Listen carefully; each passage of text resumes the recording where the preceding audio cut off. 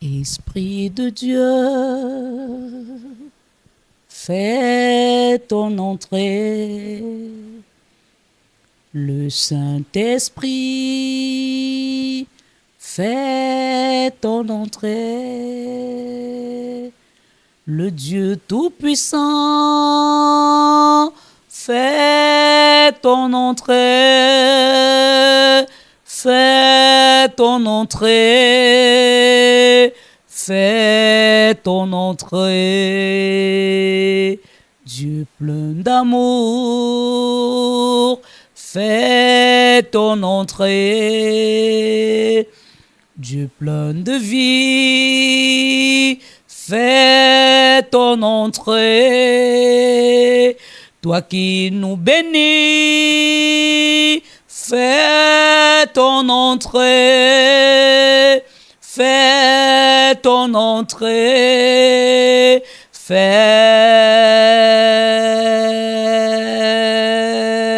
ton entrée. Il est 12 heures.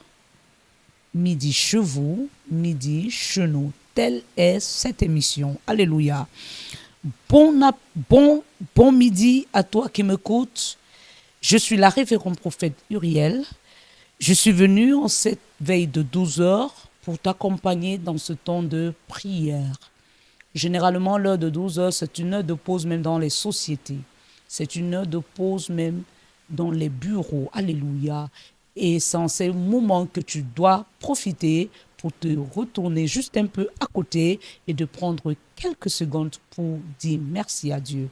Parce que de 6 heures à 12 heures, c'est une grâce imméritée.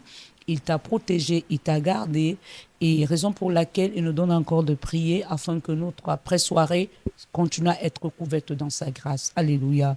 Nous sommes dans notre thème, l'espérance dans la tempête. L'espérance dans la tempête. Alléluia. La Bible nous dit dans le psaume 23, verset 4, qu'est-ce que la Bible déclare? Quand je marche dans la vallée de l'ombre de la mort, je ne crains aucun mal. David ici, lorsqu'il disait cela, était dans une tempête. David ici, lorsqu'il le proclamait, était dans des moments de difficulté. David ici, lorsqu'il le déclarait, était dans un temps de preuve. Mais David n'a pas baissé les bras. David n'est pas resté confus parce qu'il savait que le désert dans lequel il est n'est pas un homme qui l'a mis là, mais c'est l'Éternel qui l'a plongé dans ce désert. Parce que l'Éternel voulait l'amener à une autre dimension de la compréhension de sa volonté. Alléluia. Quand l'Éternel veut changer le code de ta vie, quand il veut changer, il veut te mettre sur des nouvelles choses, des nouvelles bénédictions, bien-aimé. Il te fait passer par un temps de désert pour mieux t'enseigner, pour mieux t'équiper et pour t'amener dans un autre niveau. Alléluia. La tempête n'est pas la fin de Dieu avec toi. Dans la vallée, il t'en fera sortir plus fort. Ne regarde pas la taille de la tempête, mais la fidélité de ton Dieu. L'espérance ne déçoit jamais. Le fait que tu sois fidèle à ton Dieu, parce que lui, il est toujours fidèle. Et lui ne déçoit pas. Tu ne mourras pas dans la tempête. Non, non, tu ne mourras pas. David a dit, même dans l'ombre de la vallée de la mort.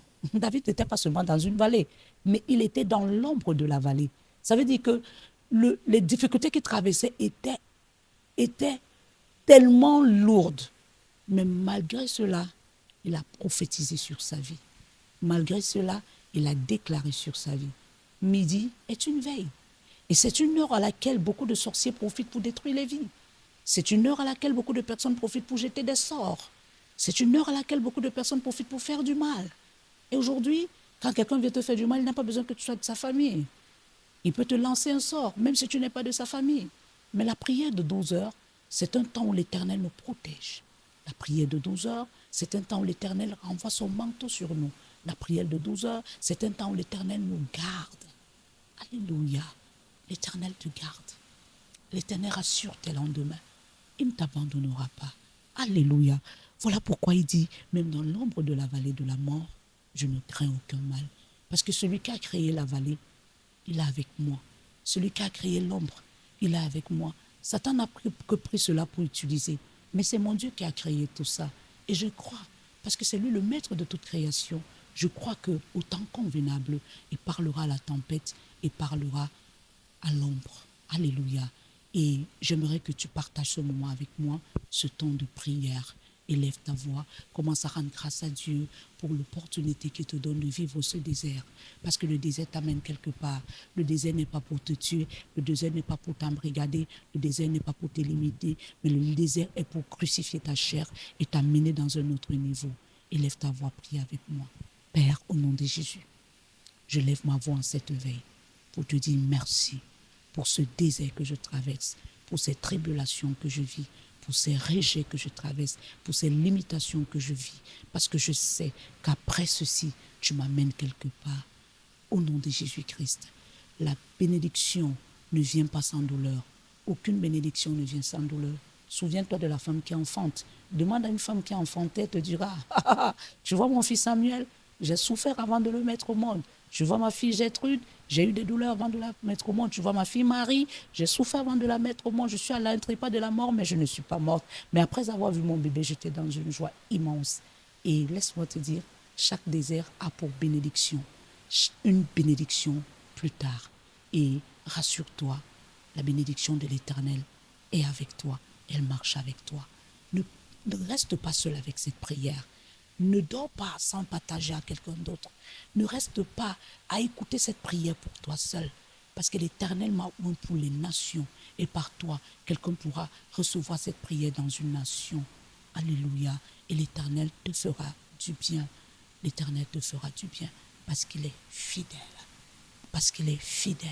Tu es béni pour être une bénédiction pour des générations actuelles et des générations futures. Parce que tu ne mourras pas sans avoir accompli ce pourquoi l'Éternel t'a envoyé faire sur la terre. Tu es béni. C'était notre mission. Midi chez vous, midi chez nous. Un temps de bénédiction et de restitution. Demeure dans la grâce. Au nom de Jésus.